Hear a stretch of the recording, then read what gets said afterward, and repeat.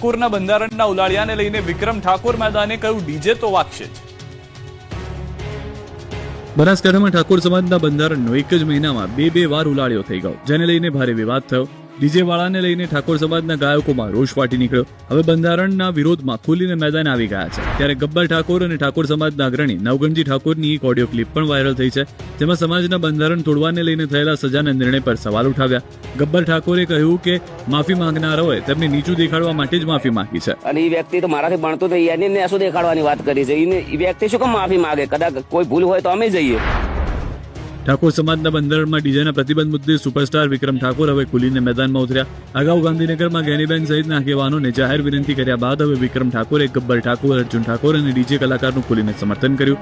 સાથે જ માંગ કરી કે જો ડીજે બંધ કરાવ્યું હોય તો ડીજે સાથે જોડાયેલા કલાકારો સહિતના લોકોને રોજગારી પણ આપો.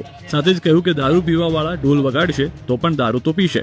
એવું જરૂરી નહીં કોઈ ઢોલ વગાડતો કોઈ દારૂ પીનારું પીવાનું જ છે, ઝઘડા કરનારું ઝઘડો કરવાનો છે. આ તરફ અર્જુન ઠાકોરે પણ વિક્રમ ઠાકોરનું સમર્થન કર્યું અને હુંકાર કર્યું કે વિક્રમભાઈ માટે માથું આપવાનું થશે તો પણ આપી દઈશ. તો આ મુદ્દે રાસ ગરબાના કલાકાર શીતલ ઠાકોરે પણ મેદાને આવ્યા અને કહ્યું કે ઠાકોર સમાજના બંધારણમાં રાસ ગરબા ન કરવા તેવો કોઈ ઉલ્લેખ નથી. ઠાકોર સમાજ દ્વારા માત્ર ડીજે પર પ્રતિબંધ મૂકવામાં આવ્યો છે. ઠાકોર સમાજનું બંધારણ અમે તોડ્યું નથી તેવો દાવો કર્યો.